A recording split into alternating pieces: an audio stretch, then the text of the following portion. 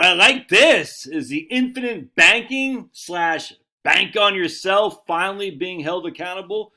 Oh man, this is great. Now, I very rarely get on LinkedIn. I've started to do more and more. I'm starting to post my videos on LinkedIn and stuff because might as well take advantage of while I can until I'm banned completely from my challenges to the orthodox. My man Andy Panko had this. This is good stuff, man. I'm stoked by this actually. It's great to see insurance companies starting to get serious about reining in misleading sales practices. Mass Mutual recently issued an internal notice to all salespeople regarding the misleading sales practice of selling whole life insurance as a personal banking strategy. Oh. The gist of the strategy is to borrow against the cash value of the policy with a pitched assumption that the interest credited on the policy's cash value will consistently be larger than the interest expense of the loan. Hence a positive arbitrage, where taking on the debt of loans against the policy will result in the cash value contributing to positively compounding and grow over time. The Mass Mutual notice states such strategies are misleading to consumers in violation of insurance law and regulations by positioning the policy as a checking, savings, or retirement vehicle as something other than life insurance. I'll give you my thoughts here in just a second. It also says, due to policy holders being encouraged to consistently borrow against their policies, such strategies result in policies having a higher lapse risk if the customers do not fully understand what the hell they're doing,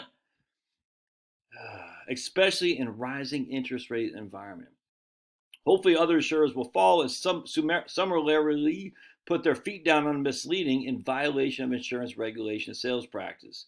While the Mass Mutual notice doesn't directly address the sales practices around index universal life insurance, because Mass Mutual doesn't sell those, it's logical to believe other insurers may eventually start to crack down on misleading sales practices that position these products as something they're not. Yeah. Just like it's in violation of insurance regulations to refer to whole life insurance as bank accounts, retirement vehicles, or something similar is likely not kosher. How dare. From a regulatory perspective, to pitch IULs as funds. The laser fund, yes, the laser fund. I used to get a lot of emails about the laser fund. I could not. I did a couple of videos a couple of years back. That was the laser. Oh. It's so. I don't want to say more because I'll get in trouble. All right, I had a. Let's see what kind of comments we got here. I had a guy. This guy was a rookie. I'll never forget this. Probably 2019. I was doing a live stream. This guy was adamant. He was new. I knew he was with Mass Mutual. He didn't say up front, but I knew he was because I've been around. Dude, I've been in this business since my 26th year, my friends. I'm such a gray beard that my hair is messed up. All right. Anyway, and I'll never forget. He said, "Well, we have a interest rate at Mass Mutual 6%." And I said, "Do you now?" He goes, "Yeah, we do 6% interest rate." I said, "Okay.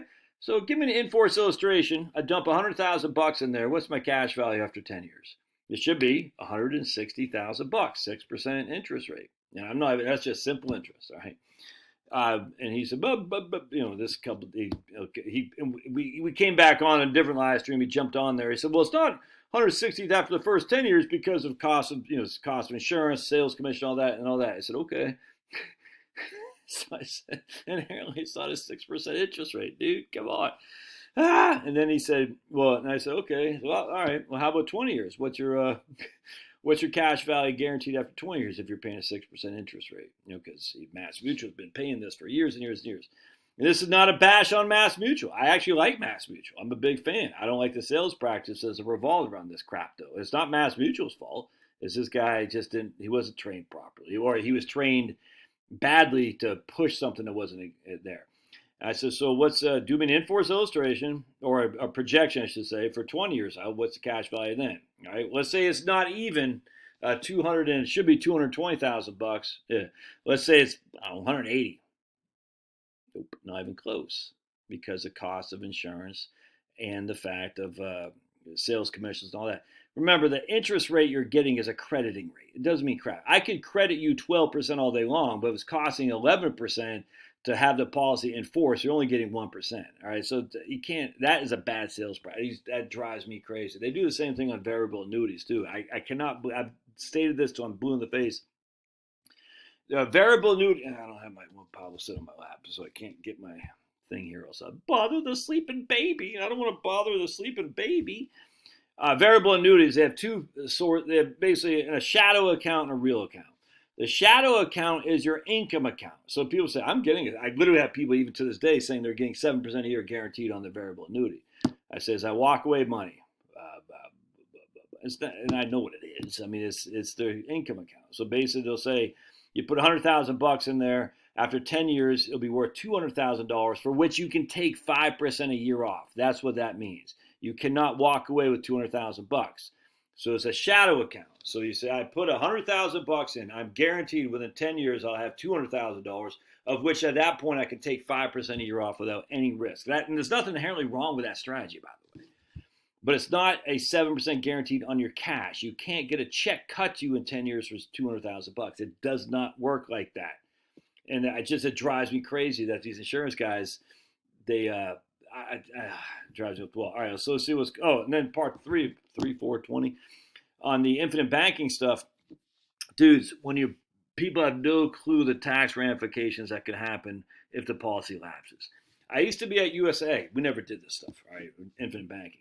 But they issued a lot of life insurance, what they call permanent insurance. A lot of people think that's whole life. No.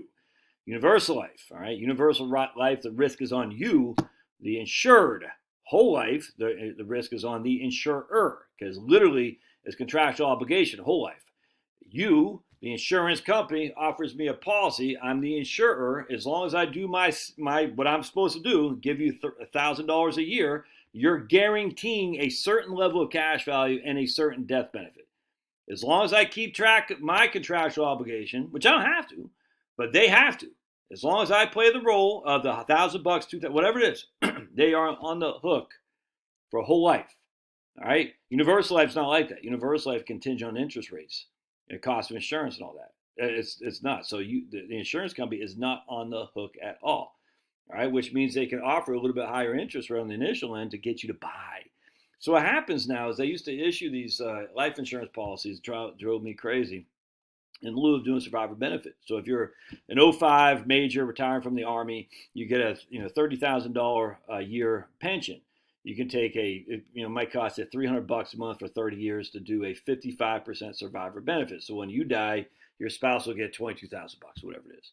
So a lot of guys will say, no, and not just out USA, all over the place. No, just buy a life insurance policy, universal life, and take that $300 a month instead and put it into a life insurance policy, and you'll have the cash value, access to it as well, and you'll leave your wife a significant tax-free benefit of life insurance. All right, that's great until the premiums don't pay the benefits anymore, or the premiums don't cover the cost of insurance.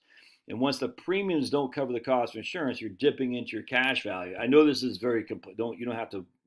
It's okay not to quite understand what I'm talking about. It's fine. I just want you to know you're pulling into the cash value. When you're pulling down the cash value, you're going to make that policy lapse before you do, essentially. And when that happens, your wife is now, you're dead at 77. There's no life insurance. Your wife is like, what happened to survivor benefit? Oh, it's gone? Ooh. Yeah, because the policy lapsed. It happens all the time. Bad sales practices. Bad sales practices, which have big ramifications for survivors. So I like this. It's good stuff. I'm very happy to hear that Mass Mutual say, no, don't use our policies against us. Reverse arbitrage is not like, see, that's the thing too, is it ticks me off. It's not like Mass Mutual. I mean, it's not like they're dumb. It's not like they're dumb, but if everyone starts using this reverse arbitrage, the whole thing just collapses like a house of cards. You can't have that, dude. You can't have that. There used to be in variable annuities. It was Pacific Life too. They used to have this. I can't remember. This was 20 years ago, but you used to be able to roll like 95% of a Pacific Life. You do what's called 1035 exchange into a new annuity, and you get paid commission on that new annuity. So a guy had $100,000 at Pac Life annuity. You do a 1035 exchange to a new one. I never did this, but this is what used to the contract allowed it. And what would happen is you'd leave $5,000 with Pacific Life, but you would retain the death benefit of $100,000. It was nuts.